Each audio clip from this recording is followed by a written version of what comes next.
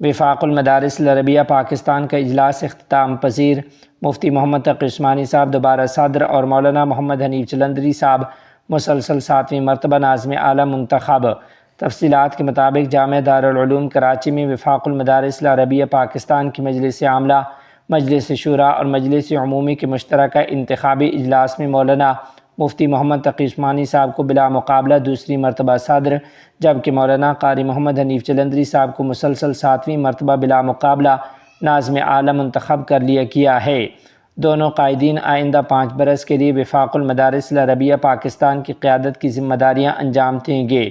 اجلاس میں آزاد کشمیر، گلگت بلتستان اور ملک بھر سے وفاق المدارس کے عہدیداران، مجلس عاملہ، مجلس شورا اور مجلس عمومی کے 1000 سے زائد ارکان، ممتاز شیوخ الحدیث، جید علماء کرام، مدارس کے محتممین اور دینی و سماجی شخصیات نے شرکت کی ہے۔ صدر کے لیے مولانا مفتی محمد تقی عثمانی اور ناظم اعلیٰ کے لیے مولانا محمد حنیف جلندری کے نام سرپرست وفاق مولانا فضل الرحمن صاحب نے پیش کیے، جنہیں مجلس عمومی نے مکمل اتفاق رائے سے منظور کیا۔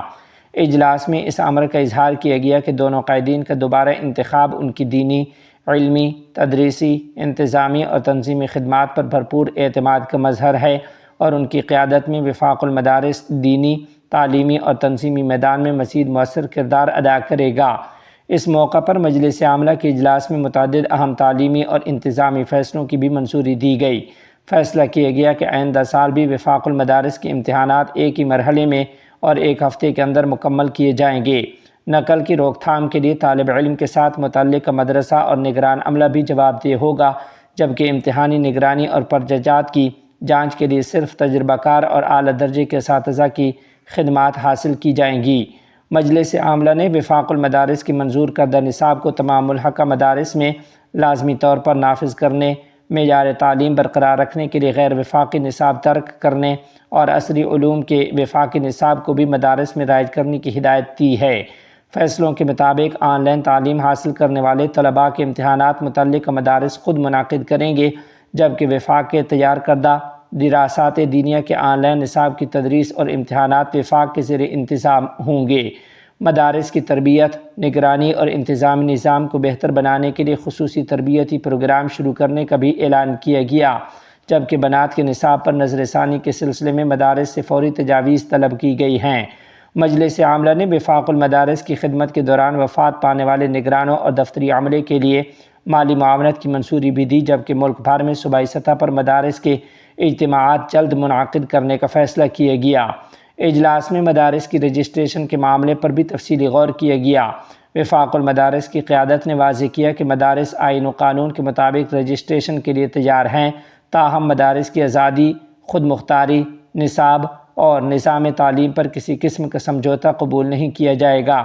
قیادت نے کہا کہ حکومت کی جانب سے مدارس کو وزارت تعلیم کے ماتحت لانے کی کسی بھی کوشش کو مسترد کیا جائے گا، جبکہ قومی اسمبلی سے منظور شدہ قانونی فریم ورک کے مطابق رجسٹریشن کے لیے آمادگی برقرار ہے۔ انتخابی اجلاس کے اختتام پر نومنتخب صدر شیخ الاسلام مولانا مفتی محمد تقی عثمانی اور ناظم اعلیٰ مولانا قاری محمد حنیف جلندری نے شرکاء کے اعتماد پر شکریہ ادا کرتے ہوئے دینی مدارس کے استحکام، معیار تعلیم کی بہتری، نصاب کے تحفظ اور مدارس کی آزادی کے لیے بھرپور جدوجہد جاری رکھنے کے عزم کا اعادہ کیا ہے۔ SIR کے نام پر شہریوں کے آئینی حقوق متاثر نہیں ہونے چاہئیں۔ تفصیلات کے مطابق جمعیت علماء ہند کے صدر مولانا سید ارشد مدنی صاحب دامت برکاتہم نے ووٹر لسٹوں کی خصوصی نظر ثانی SIR کے عمل پر شدید تشویش کا اظہار کرتے ہوئے کہا ہے کہ اگر شہریوں کو بار بار اپنی شہریت اور حق رائے دہی ثابت کرنے پر مجبور کیا گیا تو یہ صرف انتخابی معاملہ نہیں بلکہ آئین اور جمہوریت کا مسئلہ بن جائے گا۔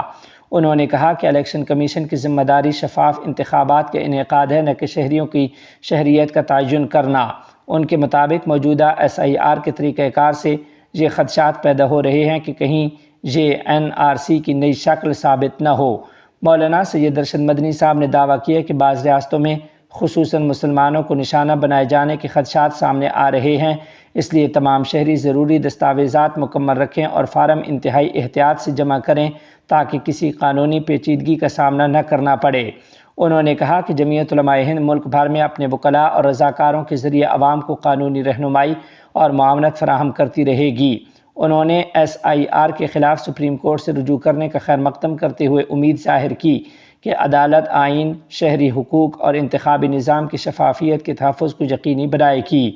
مولانا سید ارشد مدنی صاحب نے واضح کیا کہ اگر کسی بھی شہری کی حق رائے دہی یا آئینی حقوق کو متاثر کرنے کی کوشش کی گئی تو جمعیت علماء ہند ہر قانونی اور آئینی فورم پر اس کے تحفظ کے لیے بھرپور جدوجہد کرے گی۔ جمعیت علماء مغربی اتر پردیش کے اضلاع کے صدور و نظماء کی اہم میٹنگ منعقد۔ تفصیلات کے مطابق جمعیت علماء مغربی اتر پردیش کے اضلاع کے صدور و نظماء حضرات کی ایک اہم میٹنگ منعقد ہوئی، جس کی صدارت صدر جمعیت علماء مغربی اتر پردیش حضرت مولانا محمد عاقل صاحب دامت برکاتہم نے فرمائی، جبکہ نظامت کے فرائض جنرل سیکرٹری مولانا قاری محمد یامین صاحب امروہہ نے انجام دیے۔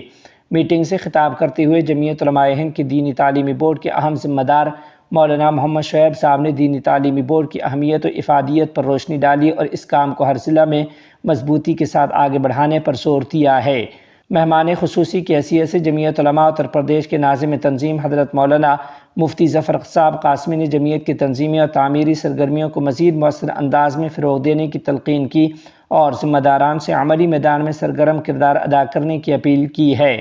دوسرے مہمان خصوصی کی حیثیت سے جمعیت علماء اتر پردیش کے سیکرٹری محترم قاری عبدالمعید صاحب چودھری نے بھی اپنے خصوصی مشوروں سے نوازا۔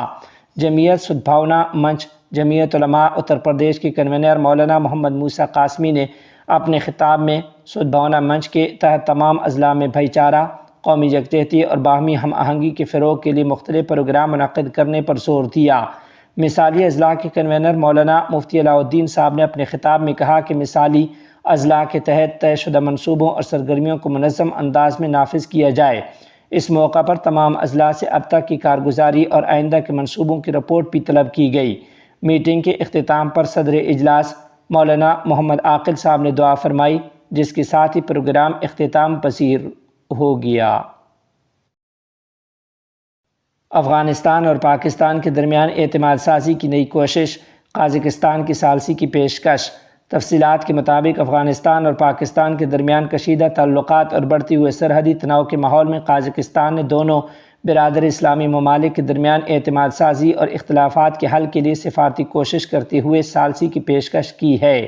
یہ پیشکش ایسے وقت میں سامنے آئی ہے جب دونوں ممالک کے تعلقات دہشت گردی کے الزامات، سرحدی جھڑپوں اور باہمی بد اعتمادی کے باعث ایک نازک مرحلے سے گزر رہے ہیں۔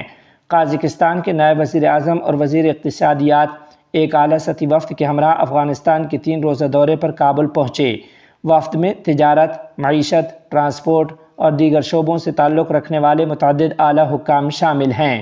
کابل میں ذرائع ابلاغ کے نمائندوں سے گفتگو کرتے ہوئے انہوں نے کہا کہ اگر افغانستان اور پاکستان باضابطہ طور پر درخواست کریں تو قازقستان کا دارالحکومت آستانہ دونوں ممالک کے درمیان غیر جانبدار اور منصفانہ ثالثی کا کردار ادا کرنے کے لیے تیار ہے۔ انہوں نے اس موقع پر زور دیا کہ قازقستان ہمیشہ تنازعات کے حل کے لیے مکالمے، سفارتکاری اور باہمی احترام کے اصولوں کا حامی رہا ہے۔ ان کا کہنا تھا کہ افغانستان اور پاکستان 2 برادر اسلامی ممالک ہیں جن کے درمیان مذہبی، تاریخی، ثقافتی اور سماجی رشتے موجود ہیں، جبکہ دونوں ممالک کی اقتصادی اور سلامتی سے متعلق مفادات بھی ایک دوسرے سے جڑے ہوئے ہیں۔ ان کے بقول باہمی تعاون اور مسلسل رابطہ ہی موجودہ اختلافات کے حل کا مؤثر راستہ ثابت ہو سکتا ہے۔ اس دورے میں دونوں ممالک نے 2 طرفہ تجارت کے حجم کو مرحلہ وار بڑھا کر $3 ارب تک پہنچانے کے عزم کا اظہار کیا۔ قازق وفد نے افغانستان کے وزیر اعظم ملا محمد حسن اخند سے بھی ملاقات کی، جس میں اقتصادی تعاون، علاقائی رابطوں، ٹرانزٹ، ریلوے منصوبوں اور سیاسی تعلقات کے فروغ سمیت مختلف امور پر تفصیلی تبادلہ خیال کیا ہے۔